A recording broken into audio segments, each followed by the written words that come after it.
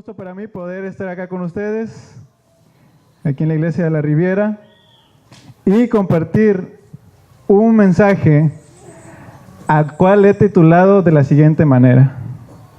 A lo mejor alguno se sorprenda por el título, pero espero que no se vaya antes de escuchar todo el sermón. El título es Aprenda a danzar como David. Aprenda a danzar como David. Y el asunto que vamos a estar viendo en esta hora a través de la palabra de Dios es la ley de Dios. Y ustedes se preguntarán, bueno, ¿qué tiene que ver danzar con la ley de Dios? Pero nuestro propósito es que al meditar en la palabra de Dios en esta hora, en esta mañana, este día sábado, podamos comprender una faceta de la función de la ley de Dios en la vida del cristiano. Y para ello vamos a ir a la lectura que tuvimos de Apocalipsis capítulo 22, versículo 14. No sé cuántos de ustedes notaron que este versículo está un poco diferente en sus Biblias. La versión que leyó nuestro hermano es la Reina Valera 2000, que dice: dichosos los que guardan sus mandamientos. Pero hay otras versiones, como la Reina Valera 60, que ustedes la leen y dice: bienaventurados los que lavan sus ropas. No sé si alguno aquí tiene ese texto así. Sí, ok. ¿Por qué unas versiones dicen bienaventurados los que lavan sus ropas? Porque la siguiente parte del texto es igual: para tener derecho al árbol de la vida y entrar por las puertas de la ciudad. Pero ¿por qué unas versiones dicen bienaventurado el que lava sus ropas y otras dicen dichosos los que guardan sus mandamientos? ¿Qué tienen que ver lavar las ropas con guardar los mandamientos? Pues no se parecen en nada, ¿verdad? Quisiera decirles que aquí posiblemente, como a todo ser humano nos puede pasar, ocurrió un error de dedo. ¿Sí saben qué es un error de dedo? Un error de dedo es cuando alguien escribe algo y se equivoca, aun cuando lo esté copiando. Yo recuerdo que en el aula de clases, en la primaria, el maestro nos ponía a copiar textos de un libro de lecturas y frecuentemente le decía o nos decía, ¿no?, cuando nos equivocamos: no puedo creer que están viendo cómo se escribe la palabra ahí en el libro y no la escriben así en su cuaderno. Porque el ser humano comete errores. Y aunque tenga las cosas bien hechas, siempre que esté en la mano del hombre, algo va a salir mal. La mayoría de los estudiosos que han investigado este texto coinciden en que la frase bienaventurados los que lavan sus ropas es aparentemente la frase original. Pero de todos modos, en los documentos, en las Biblias más antiguas a la de nosotros, en algunas aparece lavan sus ropas y en otras aparece guardan sus mandamientos. Lo que sucede es que la palabra para lavar es bastante parecida a guardar. Tal vez en nuestro idioma no, pero en ese idioma sí, que es en el griego. Y la frase o la palabra para mandamientos es casi igual a ropas. Es como, por ejemplo, si usted hoy recibe un texto, una nota. Bueno, esto es para los que no están, ya lo van a entender quiénes. Si usted recibe una nota y la nota solamente dice vete a cazar, ¿qué haría usted? Si la nota dice vete a cazar. Para algunos no tiene sentido, ¿verdad? Pero por ejemplo, si le enviamos aquí a mis compañeros que están acá adelante, o a nosotros, ¿verdad?, o a mí, que me envíen vete a cazar. Será que estaba esperando. Bueno, primero tienes que ver si cazar es con S o con Z. ¿Sí? Bueno, si te conviene irte a casarte, pues vas a hacer eso, ¿verdad? Pero tienes que ver si casar es con S o con Z. Me explico, la palabra casar es parecida al otro casar. Tienes que ver si es con S o con Z. Casar con S es buscar una pareja para contraer matrimonio. Y casar con Z es buscar una víctima y matarla. Bueno, se parecen, ¿verdad? En los dos casos se busca una víctima, ¿verdad? En ambos casos. Así que, para saber qué hacer, si casar o como dirían los españoles, cazar, ¿verdad? Si fuéramos españoles, solamente con escuchar supiéramos qué es, ¿verdad? Pero tenemos que revisar qué quiere decir casar. Bueno, algo así pasó con este texto. Y por eso es que hay dos frases, pero déjenme decirles que no hay por qué espantarse, no hay por qué alarmarse y pensar que alguien ha hecho una mala obra en la palabra de Dios. No, porque cualquiera de las dos frases que hayan sido, cualquiera de esas dos está correcta. Cualquiera de las dos está correcta cuando analizamos lo que la Biblia enseña acerca de guardar los mandamientos y acerca de lavar las ropas. Cualquiera de las dos frases. Y ninguna contradice a la otra. Sin embargo, en esta mañana vamos a tomar la frase a la que se le dio lectura, nuestro hermano, en la versión Reina Valera 2000, que dice, dichosos los que ¿qué? Los que guardan sus mandamientos. Y vamos a ver qué es lo que nos trae la palabra de Dios. Recuerden que hoy vamos a aprender, para los que no estuvieron cuando dijimos el título del tema, vamos a aprender a danzar como David. Vamos a aprender a danzar como David. Vamos a lo que nos dice la palabra de Dios en el primer libro de Crónicas, en el Antiguo Testamento, capítulo 13, versículos 1 al 4. Primer libro de Crónicas, capítulo 13, versículos 1 al 4. Dice, entonces David tomó consejo con los capitanes de millares y de centenas y con todos los jefes. Y dijo David a toda la asamblea de Israel, si os parece bien y si es la voluntad de Jehová nuestro Dios, enviaremos a todas partes por nuestros hermanos que han quedado en todas las tierras de Israel y por los sacerdotes y levitas que están con ellos en sus ciudades y ejidos, para que se reúnan con nosotros. Traigamos el arca de nuestro Dios a nosotros, porque desde el tiempo de Saúl no hemos hecho caso de ella. Y dijo toda la asamblea que se hiciese así, porque la cosa parecía bien a todo el pueblo. La pregunta es, ¿por qué David procuró trasladar el arca a Jerusalén? ¿Qué importancia tenía el arca? Que David reunió a los principales, reunió a los jefes, les propuso el plan y todo el pueblo dijo que sí. ¿Qué importancia tenía el arca de la alianza? Tres cosas importantes por las cuales el arca de la alianza quería ser traída a Jerusalén. En primer lugar, era que en el arca, si nosotros nos recordamos la lección del trimestre pasado, que en el arca se manifestaba la presencia de ¿quién? De Dios. Ahí entre los querubines, sobre el propiciatorio, sobre la tapa del arca, había una luz en la cual se manifestaba la presencia de Dios. En segundo lugar, era un lugar de encuentro para comunicarse con Dios, porque allá iba el sacerdote a hablar con Dios, a buscar su voluntad, a dialogar con Él. Y en tercer lugar, el arca de la alianza se llamaba de la alianza, porque era la prueba de un pacto vigente entre el Señor y su pueblo.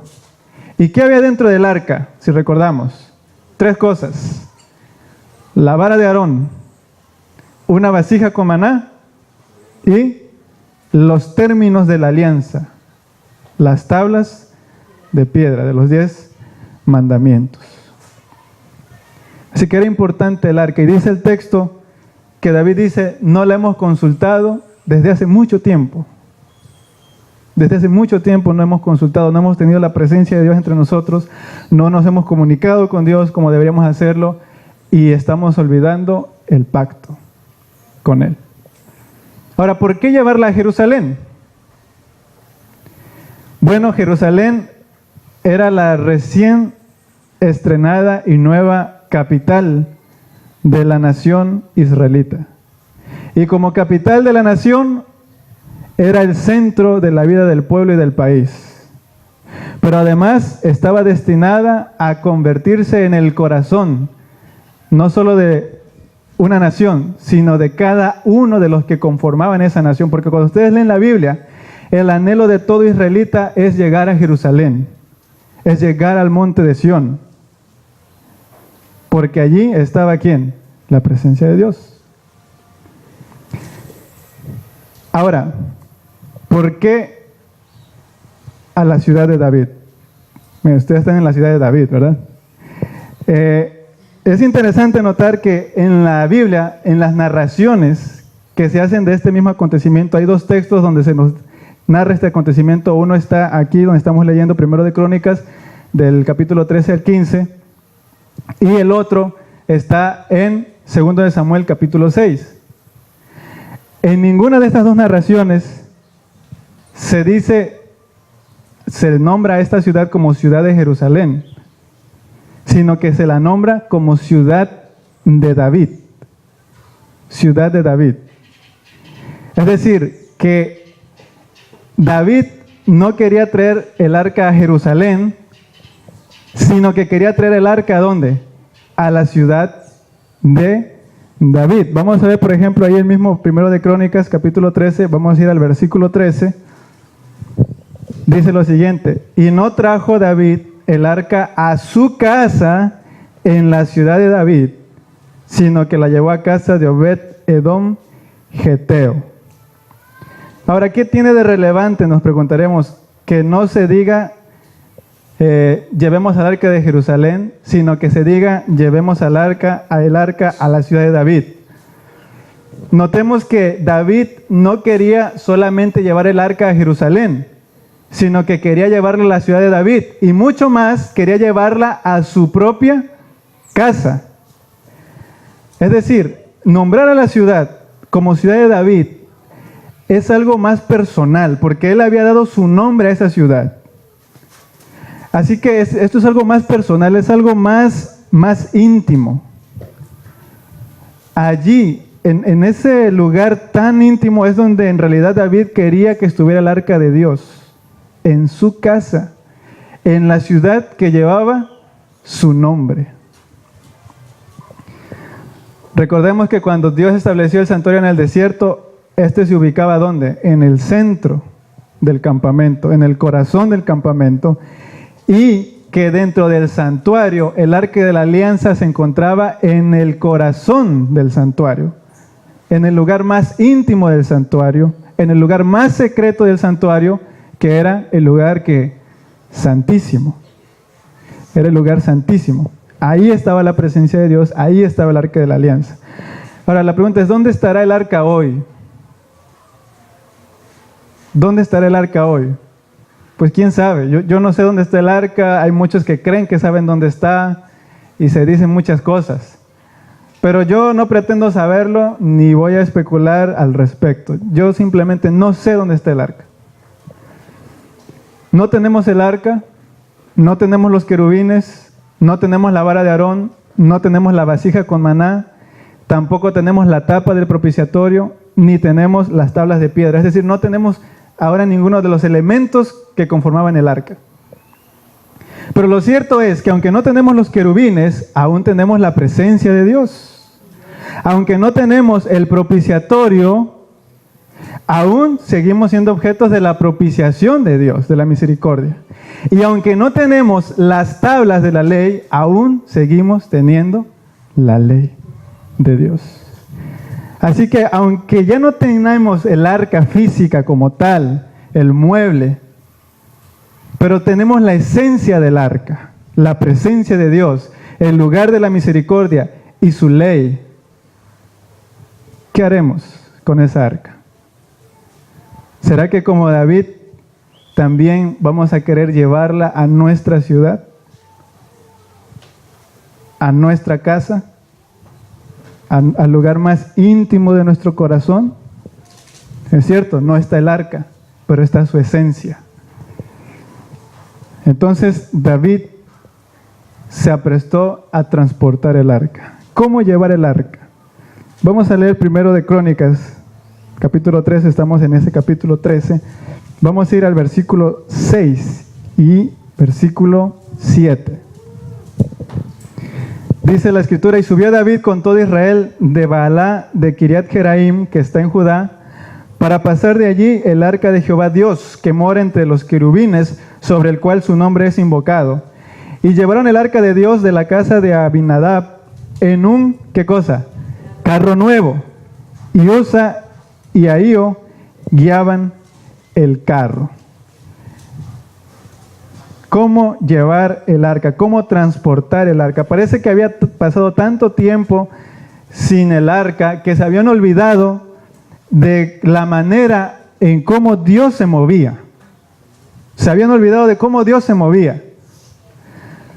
Con todas las buenas intenciones, David y los que estaban con él prepararon un carro nuevo. No usaron un carro viejo. Prepararon un carro nuevo para transportar el arca. Sin embargo, cuando leemos el relato, vemos que este intento de usar el carro nuevo fracasó. E incluso hubo un muerto. Usa. Dice el texto que en una de esas en el camino el arca se tambaleaba tanto, el carro se tambaleaba tanto que parecía que el arca se iba a caer, y uno de los que guiaban el carro metió la mano. ¿Y qué pasó? Y murió. De este pequeño incidente podemos aprender que existen muchas maneras incorrectas y destinadas al fracaso de llevar el arca adentro. Muchos tratan de llevar la ley de Dios a su vida y vivir conforme a ella. Con buenas intenciones hacen un carro nuevo y como usa hasta meten las manos por la ley. Tratan de sostenerla, de defenderla, pero finalmente terminan muriendo. Y es que, queridos hermanos, todas nuestras buenas intenciones por vivir una vida conforme a la ley, por nuestros propios esfuerzos, están destinados al fracaso. Tratar de llevar el arca por nosotros mismos, con nuestros propios métodos, nos matará. Pero ahora, ¿cómo llevar entonces el arca? Leamos primero de Crónicas, capítulo 15, versículos 12 al 15.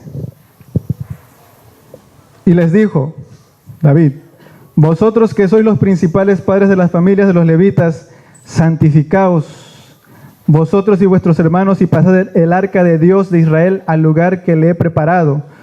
Pues por no haberlo hecho así, vosotros la primera vez, Jehová nuestro Dios nos quebrantó, por cuanto no le buscamos según su ordenanza. Y así los sacerdotes y los levitas se santificaron para traer el arca de Jehová Dios de Israel, y los hijos de los levitas trajeron el arca de Dios, ¿cómo? Puesta en sus hombros, en las barras, como lo había mandado Moisés, conforme a la palabra de Jehová. Saben que perdemos mucho cuando nosotros tratamos de hacer las cosas por nosotros mismos, ignorando la provisión que Dios ha hecho para hacer las cosas. La enemistad que hoy en día muchos tienen hacia la ley, incluso muchos que se dicen ser cristianos, se debe a dos cosas. Una, al fracaso que han experimentado al tratar de vivir lo que dice la ley con sus propios esfuerzos. O se debe a otra razón, a que no han encontrado, no saben cuál es la manera correcta, la manera que Dios ha provisto para llevar el arca adentro de la persona. Y usted puede identificar a estas personas con una frase como la que sigue. Ellos simplemente dicen: es imposible guardar la ley de Dios. Nadie puede guardar la ley de Dios. Pero quien dice eso es por una de estas dos cosas. Uno, porque lo ha intentado con su propia fuerza y no ha podido. Ha querido llevar el arca adentro con un carro nuevo y no ha podido. O dos, porque no sabe la manera en la que Dios se mueve y lleva el arca adentro a la ciudad. Pero recordemos lo que Jesús dijo. Para los hombres es imposible, pero para Dios todo es posible.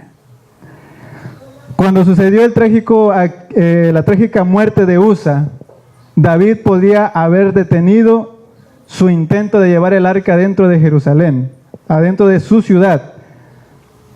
Y de hecho dejó de intentarlo, él ya no lo hizo más. En lugar de intentarlo otra vez, simplemente recurrió a la provisión de Dios. Dios había estipulado la manera en la cual Él se mueve. Él recurrió a la solución de Dios. Leamos lo que dice el otro texto que narra este mismo acontecimiento, segundo libro de Samuel, capítulo 6. Y es que, hermanos, necesitamos comprender cómo podemos nosotros como cristianos de hoy en día, en el 2014, tener el arca dentro de nosotros. Porque el arca significa la presencia de Dios, significa la misericordia de Dios y la ley de Dios. David recurrió al plan de Dios. El arca, había dicho Dios, tiene que ser llevada por sacerdotes, cargada sobre los hombros, no en un carro nuevo, sino sobre los hombros. Segundo libro de Samuel, capítulo 6, versículo 14. Cuando sucedió esto, dice que ya iba el arca caminando, los sacerdotes llevaban el arca hacia la ciudad, y dice el versículo 14, y David, ¿qué hacía? Danzaba con toda su fuerza delante de Jehová.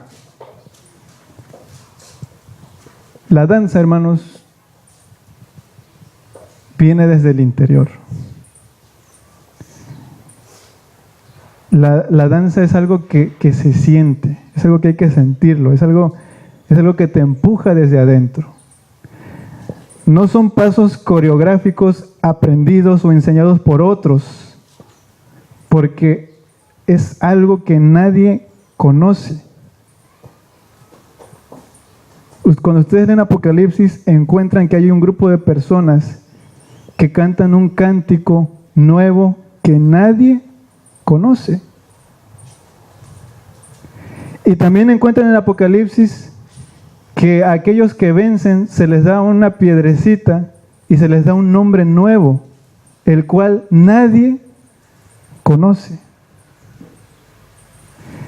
Es decir, la danza es el símbolo de una experiencia personal tan íntima, tan propia, tan tuya y tan poderosa a la vez que no te puedes quedar estático, te hace moverte. Pablo decía, el amor de Cristo nos constriñe, nos impulsa, nos motiva, nos hace movernos. La danza no se aprende, la danza es algo que está en el interior y que se refleja en el exterior.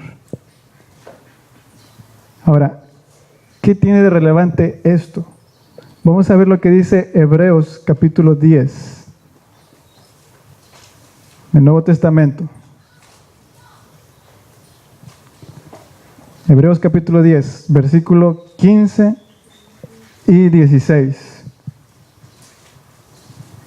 Y nos atestigua lo mismo, ¿quién? El Espíritu Santo. Porque después de haber dicho, este es el pacto que haré con ellos después de aquellos días, dice el Señor. Pondré, ¿qué cosa? Mis leyes, ¿en dónde? En sus corazones y en sus mentes las escribiré. Y fíjense, esto no es nuevo, esto no es del Nuevo Testamento. Esto Dios ya lo había dicho en Ezequiel, capítulo 36, versículos 26 y 27. Dice, os daré un corazón nuevo y pondré espíritu nuevo dentro de vosotros y quitaré de vuestra carne el corazón de piedra y os daré un corazón de carne y pondré dentro de vosotros mi espíritu y haré que andéis en mis estatutos y guardéis mis preceptos y los pongáis por obra. Esa es la manera de Dios de introducir el arca dentro de la vida del ser humano. ¿A través de quién? Del Espíritu Santo. Según Deuteronomio capítulo 6, versículo 6, el propósito de Dios no era que sus palabras solamente quedaran escritas en las manos, en los postes de la casa, en la entrada de la casa. Dios le dijo al pueblo, estas palabras que yo te digo estarán escritas en tu corazón. En tu corazón. Estarán grabadas en tu corazón. Es interesante, queridos hermanos, lo que sucede con aquellos que dejan de luchar por sí mismos para cumplir la ley de Dios y aceptan la provisión que Dios ha hecho para que la ley de Dios sea puesta en el corazón de la persona a través del Espíritu Santo. El corazón de piedra se ha cambiado por un corazón de carne y entonces dice Dios, yo voy a hacer que ellos anden en mis leyes y en mis estatutos. Eso es una obra de Dios. Y fíjense lo que sucede con esas personas. Vamos a ir al Salmo 119. El Salmo 119 es el Salmo, el capítulo más grande, más largo de la Biblia, e interesantemente del tema que está hablando el libro de Salmo 119, es de la ley de Dios. Pero fíjense cómo se expresa el autor o los autores de este salmo. Vamos a leer, por ejemplo, el versículo 77. Dice, vengan a mí tus misericordias para que viva, porque tu ley es, ¿qué cosa? Mi delicia. Tu ley es mi delicia. Vamos a ir al versículo 92. Si tu ley no hubiese sido mi delicia, ya en mi aflicción hubiera perecido. Vamos a ir al versículo 113. Aborrezco a los hombres hipócritas, mas amo, ¿qué cosa? Tu ley. Versículo 165. Mucha paz tienen los que aman tu ley y no hay para ellos tropiezo. Versículo 174. He deseado tu salvación, oh Jehová, y tu ley es, ¿qué cosa? Mi delicia. Existen aquellos que por ahí van tristes y amargados, proclamando y predicando que la ley de Dios es imposible para guardar y es imposible obedecerla, es innecesaria, dicen. Sin embargo, la ley de Dios, queridos hermanos, es todo lo contrario. La palabra de Dios dice que aquel que ha sido bautizado con el Espíritu Santo, cuyo corazón ha sido transformado y vive una vida plena en Cristo, no solo obedece la ley, sino que además se alegra, se regocija, se deleita, se goza, disfruta vivir de acuerdo a esa ley. Está entrando en una experiencia tan íntima y tan personal con Dios, tan profunda en el corazón, obrada por el Espíritu Santo, que aquello que para algunos les parece odioso, para ellos les parece lo máximo, una delicia, un gozo. De David se dice que él fue un hombre conforme al corazón de Dios. Y este hombre conforme al corazón de Dios experimentaba el gozo que produce tener la ley de Dios en el corazón. Posiblemente él, que no es el autor de todos los salmos, pero posiblemente él, con el autor del primer capítulo de Salmos, el primer Salmo, haya dicho las siguientes palabras. Salmo 1 y versículo 1 y 2. Bienaventurado el varón que no anduvo en consejo de malos, ni estuvo en camino de pecadores, ni en silla de escarnecedores se ha sentado, sino que en la ley de Jehová está, ¿qué cosa? Su delicia. Y en su ley medita, ¿cuándo? De día y de noche. Él experimentaba el gozo de tener la ley de Dios en el corazón. Y fue ese gozo que tenía, ese regocijo que tenía en el corazón, esa alegría, lo que lo movieron. Estaba tan feliz de tener la presencia de Dios, estaba tan feliz de tener la misericordia de Dios, y estaba tan feliz de tener la ley de Dios en el interior del arca, dirigiéndose hacia el centro de Israel, hacia la ciudad de David, a su propio corazón, que no pudo contenerlos, y entonces danzó. Fíjense lo que dice Salmo 119, que estábamos leyendo, el versículo 32, que dice: por el camino de tus mandamientos, ¿qué dice? Iré despacio.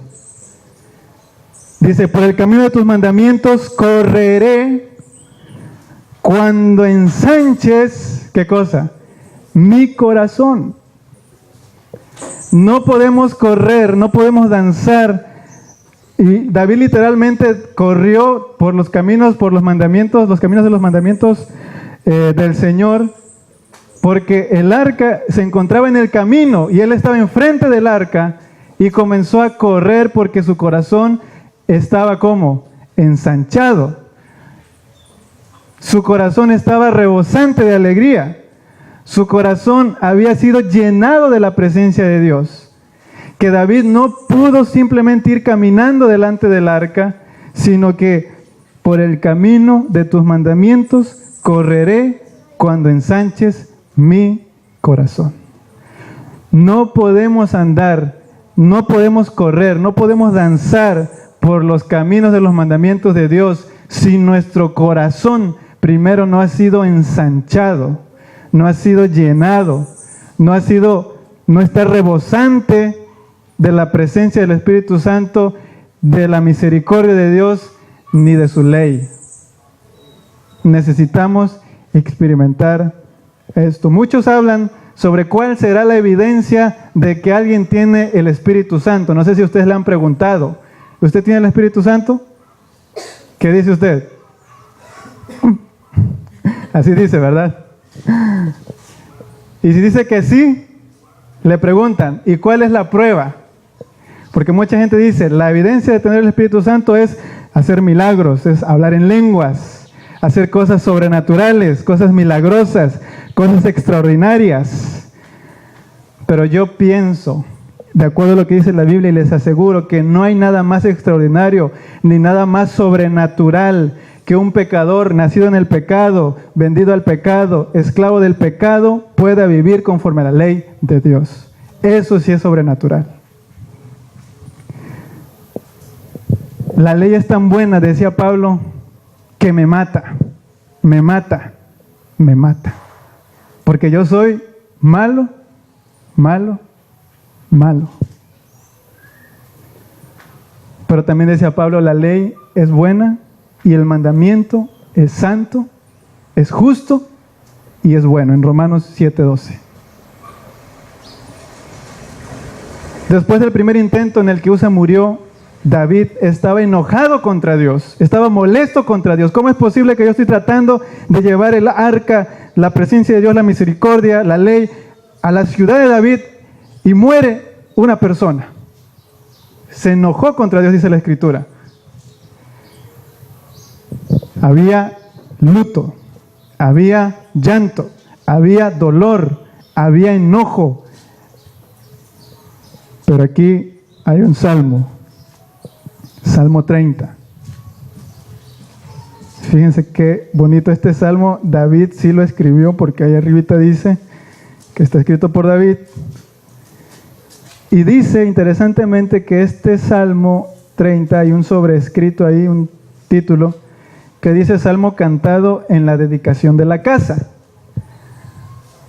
No se sabe a ciencia cierta a qué casa se refiere, porque David, aunque tuvo la intención de construir el templo de Jehová, Dios le dijo que no podía construirlo. Así que yo creo que la casa, y quiero pensar, no estoy asegurando nada, pero la casa en la que David iba a poner el arca de la alianza es una candidata segura para la composición de este salmo, el Salmo 30. Porque dice canto de la dedicación de la casa. Fíjense lo que dice Salmo 30, versículo 11. Has cambiado mi lamento, ¿en qué? En baile.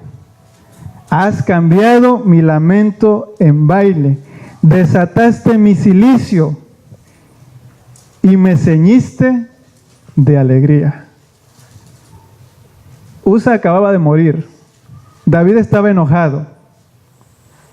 Y de repente, cuando por la provisión de Dios el arca viene ya entrando a Jerusalén, David puede decir, has cambiado, ¿qué cosa? Mi lamento en baile.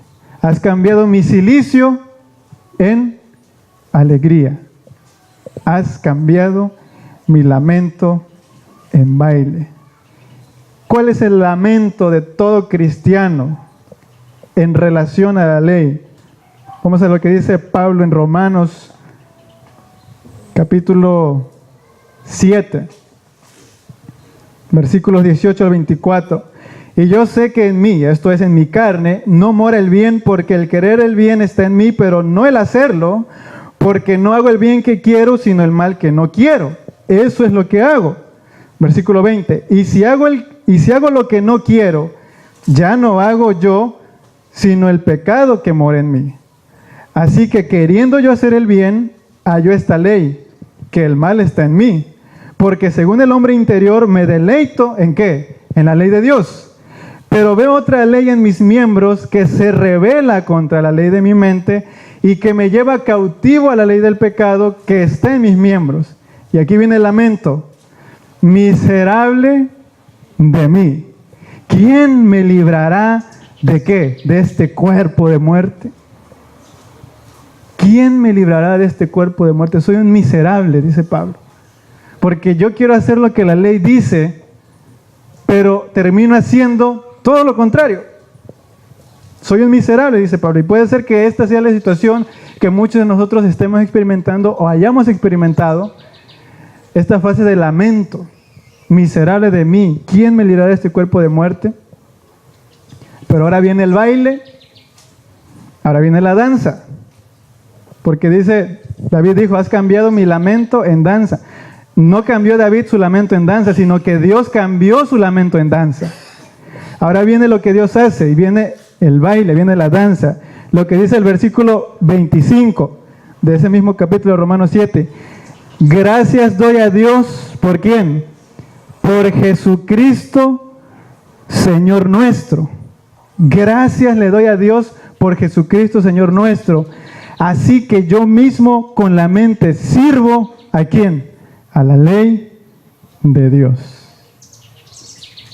El lamento es, soy un miserable, ¿quién me puede librar de este cuerpo de muerte? Y el baile, la danza es, gracias le doy, ¿a quién? A Dios, ¿por quién? Por Jesucristo, Señor nuestro. Porque Él es quien ha cambiado mi condición de lamento en baile, mi luto, mi cilicio en alegría. Fíjense lo que dice Elena G. de White en el libro Fe y Obras, página 122. Jesús se constituyó en el mediador entre Dios y el hombre a fin de restaurar para el alma penitente el favor de Dios al proporcionarle la gracia de guardar la ley del Altísimo. Vamos a desbaratar esta frase. Lo que está diciendo aquí es que la capacidad de guardar la ley de Dios es un favor de la gracia que viene de Dios. Es un favor de la gracia que viene de Dios. Y que todo esto es posible porque Jesús es el mediador entre Dios y los hombres. No olvidemos que Dios dijo: pondré mi espíritu, cambiaré su corazón, escribiré mi ley en su corazón y haré que anden en mis estatutos.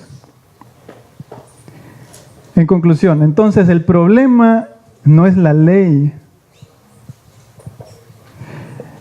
El problema es la manera en cómo intentamos introducirla a nuestra ciudad. Ese es el problema. Ahí está el detalle. Hay dos maneras: el legalismo, obediencia por el esfuerzo propio para obtener la salvación y la perfección. Ese es el carro nuevo que nos termina matando. O la segunda es la entrega total de la vida al Espíritu Santo y dejar que Él le introduzca el arca en el corazón de la ciudad, en el corazón del ser, de la vida, para producir tal gozo, tal alegría, que sea imposible no danzar de gozo. Cuando leemos Apocalipsis se distingue claramente a un grupo al cual le hemos conocido como el remanente, en textos como Apocalipsis 12:17 o 14:12. Y se dan unas características ahí de ese remanente. Dice que son aquellos que guardan, ¿qué cosa? Los mandamientos de Dios. Pero se los llama santos. Dice, aquí está la paciencia de ¿quiénes? La pregunta es, ¿son santos porque guardan los mandamientos de Dios o guardan los mandamientos de Dios porque son santos? ¿Qué piensan? ¿Ese remanente es santo gracias a que guarda la ley de Dios o guarda la ley de Dios gracias a que son santos? Pues la Escritura dice primero que son santos y después guardan los mandamientos de Dios y la fe de Jesús. Estas personas son personas como David, que aprendieron que la vida con Dios no es algo solo externo, no se trata de cumplir, de hacer, de aparentar, sino que se trata de algo interno, de la mente, del corazón. Aprendieron a danzar porque experimentaban la presencia de Dios y la presencia, la misericordia y la ley estaban en sus corazones. David finalmente logró, gracias a la provisión de Dios, que el arca entrara a la ciudad de David.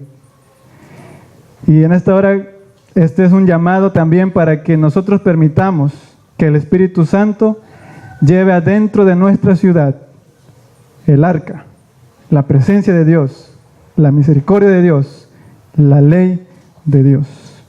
Leamos nuevamente Apocalipsis 22:14, como se leyó al principio. Dichosos los que guardan, ¿qué cosa? Sus mandamientos, para que tengan derecho al árbol de la vida y entren por las puertas ¿de qué? De la ciudad. Si nosotros queremos entrar a la ciudad de Dios, tenemos que dejar primero que Dios entre a nuestra ciudad a través del arca, a través de Jesucristo. Que venga la presencia de Dios, que venga la misericordia de Dios, que venga la ley de Dios. Y un día está la promesa que aquellos que vivieron esa experiencia personal tan íntima van a poder entrar no a la ciudad de David, sino a la nueva Jerusalén. ¿Cuántos queremos también permitir que la presencia de Dios, que su misericordia y que su ley esté en nuestras vidas? Ojalá que todos, ¿verdad?, podamos decidir eso y dejemos cada día, cada mañana que el Espíritu Santo introduzca el arca y que nos haga danzar durante ese día de alegría, de regocijo y de gozo, porque Dios está con nosotros. Que Dios les bendiga.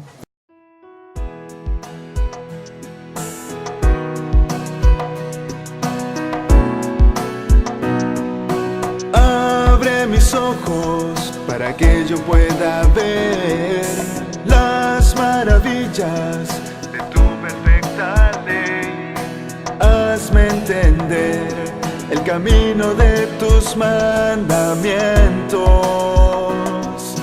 y correré por el buen camino de la verdad y andaré en libertad, porque tus mandamientos busco. Anhelo, Jesús, que vivas en mí y que me vistas con tu justicia. Viviré en libertad.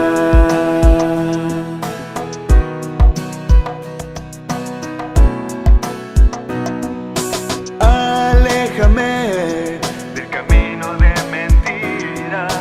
Dame la gracia de tu hermosa ley y hablaré, contaré todos tus testimonios y nunca más ante nadie me avergonzaré y andaré en libertad, porque tus mandamientos busco. Anhelo, Jesús, que vivas en